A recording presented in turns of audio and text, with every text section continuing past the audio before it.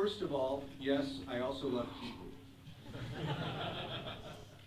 Fundamentalist Christians say that in order to achieve salvation, one must develop a close personal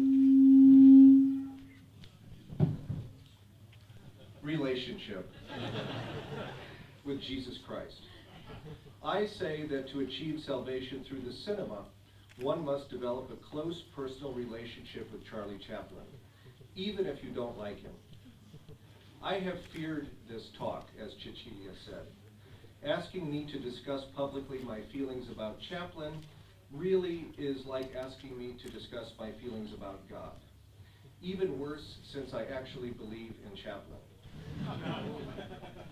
When Cecilia and Gianluca asked me to speak at the end of this conference on the occasion of the 100th anniversary of Chaplin's first film, my response was no.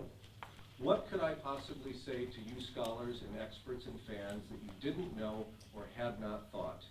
Who cares what I have to say about Chaplin simply because I'm a contemporary director? What's more, I feel my love of Chaplin is so personal and so private that it really is like asking me to speak about my faith. Then again, I suppose that's the point. Chaplin was an artist for the masses, but the masses are comprised of individuals who feel a personal, idiosyncratic connection. So I resisted and resisted. Cecilia insisted and insisted. And so hesitantly, reluctantly, and briefly, I will share some of my personal thoughts and feelings about our dear Charlie. The miracle of Chaplin is the very miracle of cinema. For the first time in history, people all over the world, regardless of language, race, culture, and class, laughed at the same time at the same things, all without words.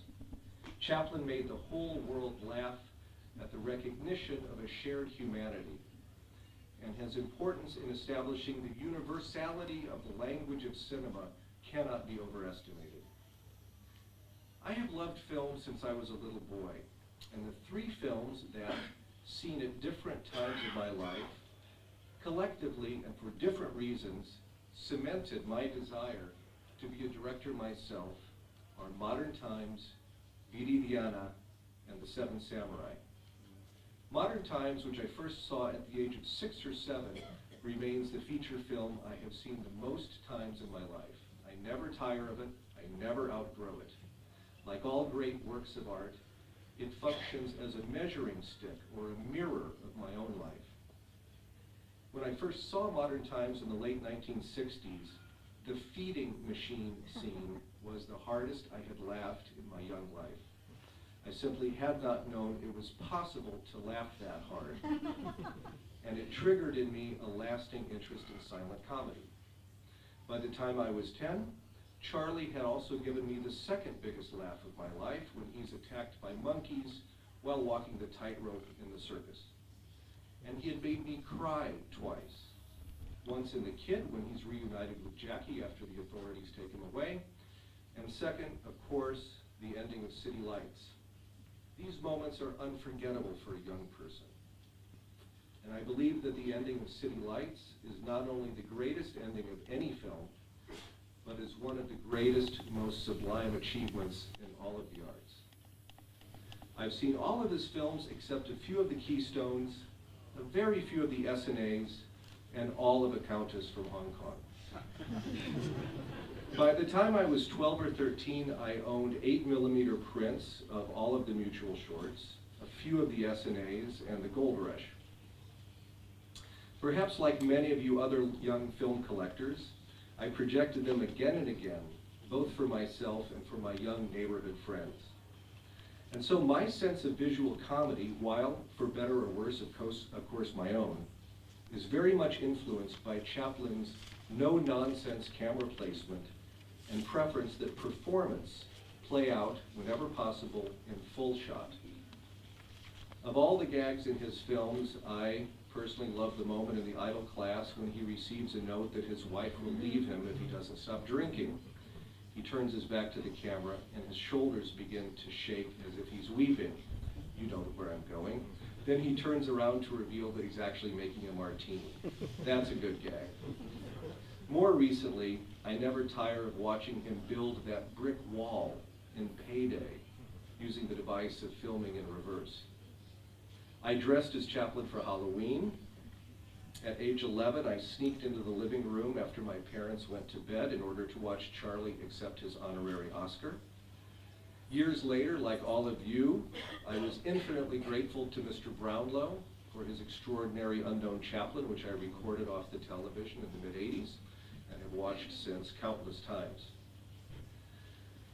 For many years, I have pathetically used Chaplin's life as a measuring stick of my own to estimate where I stand both between birth and death and professionally.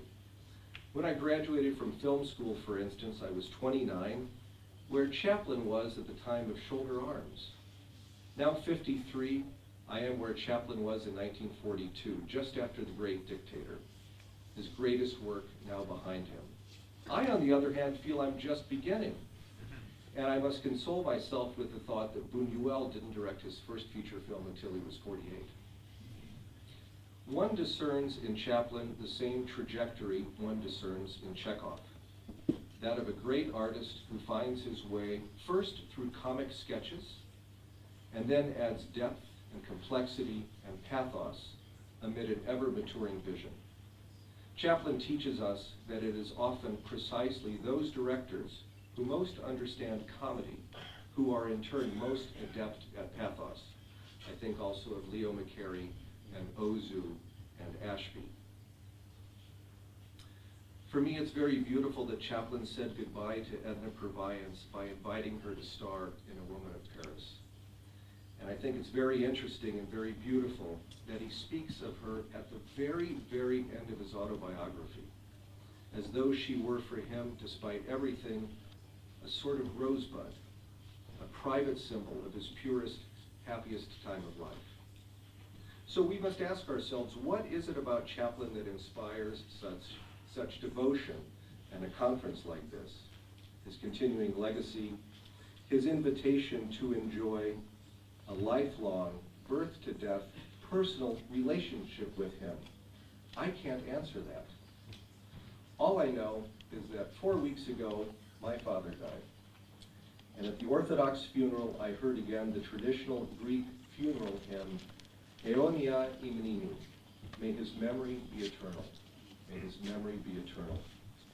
It's impossible for us to predict what will be remembered and what will be forgotten. Think of all the young people today who have no idea that there was even a World War I. But I can say that if you showed Chaplin films to people 2,000 or 4,000 years ago, and to people 2,000 or 4,000 years in the future, they would all laugh and cry at the same moments, at the same things, just as people have done during the last 100 years. And so, Aeonia Imenini, may his memory be eternal. I have little doubt that it will. And yes, I also love Keaton.